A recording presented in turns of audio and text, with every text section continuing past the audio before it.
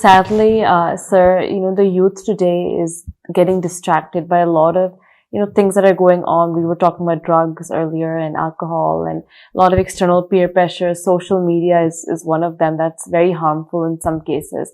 So what is your advice, to the youth who, maybe at some point of their time, life might have been passionate about something or had a goal, but they're getting diverted from that? What is a good motivation to bring them back into focus?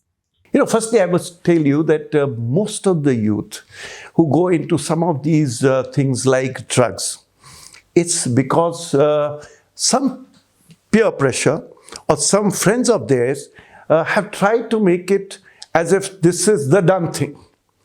That is how children go through drugs. And of course, drug being intoxicating, once you take it or take it 2-3 times, I've never taken a drug, but I can understand that people who take drugs, they become habitual because you go into a trance, you get into, some kind of a mood, which sort of think as if you're in a different world.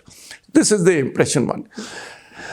First thing is, this happens to children who are not made up their mind, who have not got a focus in their life, who all are responsible for this? First, the parents, because you have to create an environment for the child when he's growing up to understand the value systems, to have aims, to have some passions, to have some goals. Teacher, of course, can also do that, but lesser. Because his job is mainly to teach. But again, value system, the teacher. But a critical thing is the group of friends that you make. So it is very important. There are friends who have no aims in their life. But there are others who are focused, who want to make careers, who want to achieve, who want to succeed. So there are this type of group of people.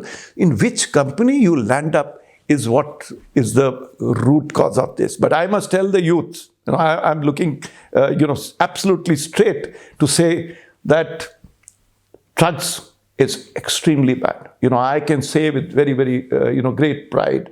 I have 3 brothers. All of them are grown up like me.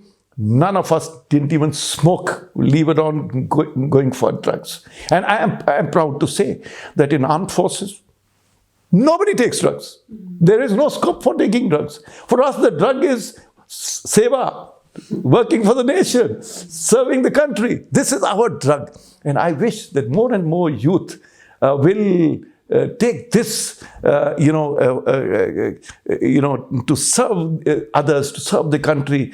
And that is the drug. And I can tell you the excitement, the nasha that you get in doing this is much, much higher, the kind of satisfaction you get than any drug can give you. Yes.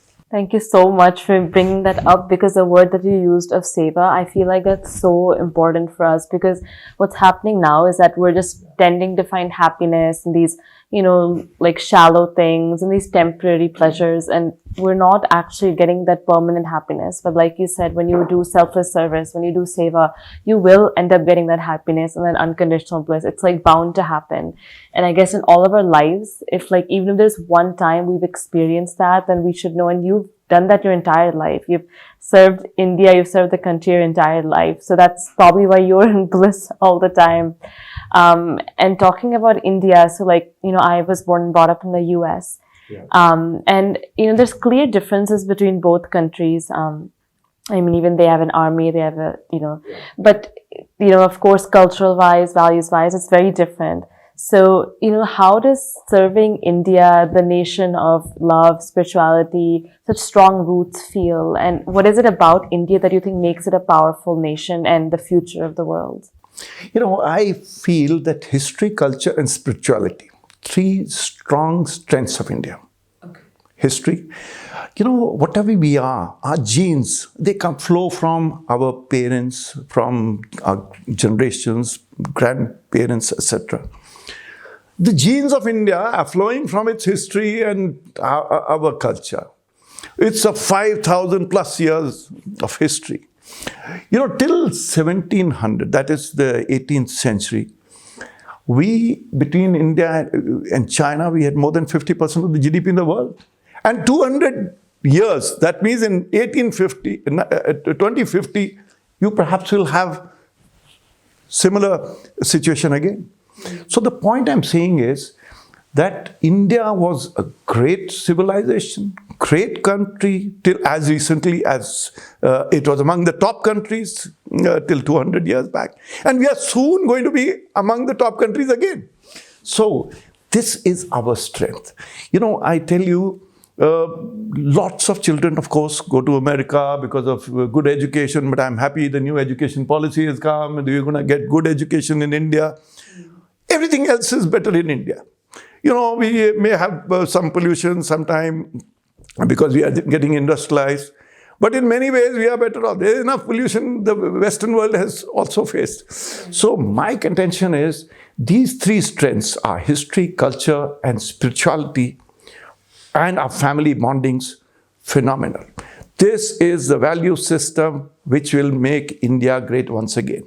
And the whole world.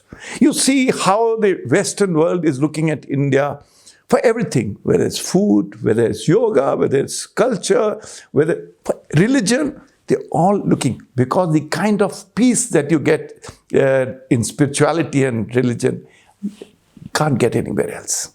And I'm a military man, and I'm talking of spirituality. See the power of spirituality and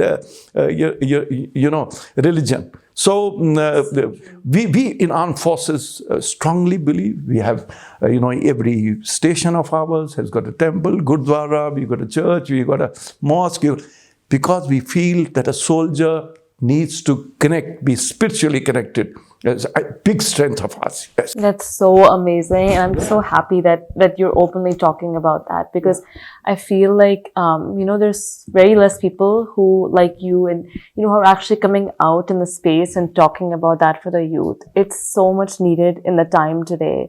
A lot of youths are walking clueless, and because of this lack of bondage with themselves and the spiritual foundation, they can't even focus on their careers. They can't even pursue their passion in the right way, right? Because their heads are always lost. They're always diverted. So that's thank you so much for actually sharing that. Yeah. And coming back to you, everyone has their own practices that they do, like, to maintain, for example, if you don't have any work or any engagements, some people like to read during their pastimes or meditate or something like that. So what is it for you that keeps you engaged? Like, when you don't have work or you have some free time, what do you like to do in that time to maybe clear your head a bit? There are three things which I have been doing for many, many years. And a large number of people whom I have met, I have told them. So I will tell you those three things, and thereafter I will also answer what do I do in my free time. Those three things are, first, every morning when you get up, make somebody's day. Give a positive stroke to somebody, whether you do it physically in the house, or somebody you meet outside, or you give a great WhatsApp message to somebody, or to give an email, to make somebody feel important and happy. A very strong thing to do. Second, give away something as a gift to somebody every day. And I've been doing that for 18 years. It's not difficult. I will tell you, each one of us in our homes, in our lives, we got so much. We have something. Even a poor man has got something to give away as a gift every day of his life. I do that every day. Whatever, it may be very small, it may be big, just give. So there is this power of giving, which I believe is very powerful. The third, which is a little more difficult, but I do it, do something new every day. Even if it means making a new flower pot, redoing something in your house, to something new that will leave footprints on the sands of time for everybody to follow. These three things I have taught to many people, not taught, it's suggested to many people. I do that myself. But coming to yourself, as I said, in the beginning, life is about passion. Your core, area for me, aviation was a passion. But the day I retired, I can't fly anymore because I'm a retired man. My age has also crossed when I can't fly anymore. So I must have another passion. So I found a new passion. Other than these few things like music, etc., at age of 60, I started writing and reading. And today I have got 7 books and over 700 published articles from age 60 to 70 in 10 years. That's amazing. That's one hell of a quantity. Incredible. So the point I'm saying is, the day I retired, I said, what next? Unfortunately, I can't fly, which I would love to. The last thing I want to mention in this is,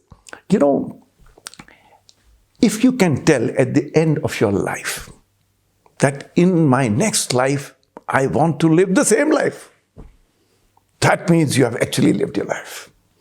You see, that means you chose a career which was good, you loved it, you enjoyed it, and you made the best of it. This is very important for the youth of the country. That at the end, you have to ask your own self, boy, what did I do? Did I waste my time? Was I happy? Was I enjoying my life? Or just very, very important that you should be able to tell. And I can say it with pride that I want to be a fighter pilot in my next life if I ever were to come as a human being. Yes.